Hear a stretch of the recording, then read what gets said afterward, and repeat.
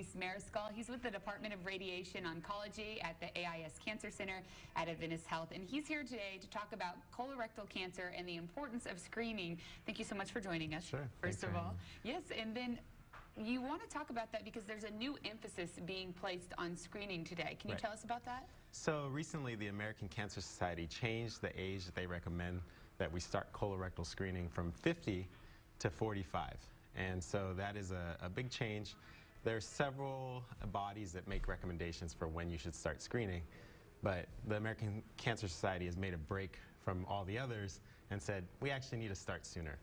And that's because there's been actually a significant increase in the rate of colorectal cancer in patients 50 to 55. And if we're only starting at age 50, we're actually not catching many of those patients' cancer early enough. And early prevention is key, correct? Yeah, definitely. It makes it much more curable and treatable. And what are some risk factors that people may not associate or know about? So, colorectal cancer is for the most part felt to be environmental or a lifestyle cancer. So diets that are heavy in red meat, smoking, not eating enough fiber, fruits and vegetables, all put you at more risk. Drinking alcohol, more than 2 drinks a day also increases your risk. So there's lots of things that we might not associate normally or think of as risks for that. And not only, Kevin Schredt, very passionate about this topic as well, and not only should we be getting it screened earlier, but there are some other factors that play a role in when you should get screened, like your family history. Right. So the recommendations, that are put out are for people at normal risk or average risk. So definitely if you have a family history or even a personal history of colorectal cancer or polyps, you need to be screened much earlier.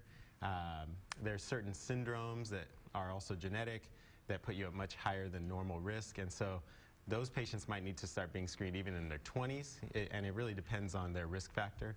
In general, if you have a family member who has colorectal cancer, a close family member, you want to start screening 10 years before they were diagnosed. So if they were 50, then again, you would need to start getting screened at 40. So it could definitely be different, and you need to talk to your family doctor to see when the right time for you is. And when are, I think with a lot of cancers, sometimes there are some symptoms that come up that lead you to the doctor's office. So what are some things we should be on the lookout for? So in general, if you have a big change in the pattern of your bowel movements, or even how it looks, if it's darker than normal, if there's blood, if you're having a change in if you're having diarrhea or constipation and you don't usually, those are all signs that something might be going on. Now if it's a day or two, probably not a big deal, but if it lasts for a week or two, it might begin to be something to be concerned about.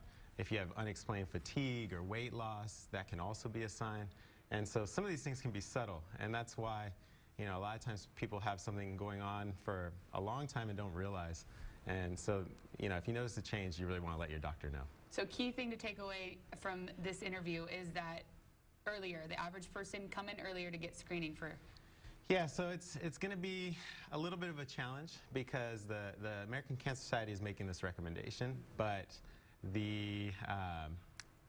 currently insurance doesn't go based on their recommendation. They go based on other bodies' recommendations, and so it may be a while until we see it widely accepted, and insurance carriers may not necessarily cover earlier screening, but if there's more and more evidence that it's needed, I think we'll see that. And there are other options other than colonoscopy. So, for people at average risk, there are other less invasive tests that can be done more frequently and can work well too. So, that is also becoming more widely available. And so we may see a change in when we start and also what we normally do as screening. And so if you're going and getting your yearly physical, maybe something to think about. Yeah, definitely ask your family doctor, is this something I need to think about now? Or maybe, in the near future.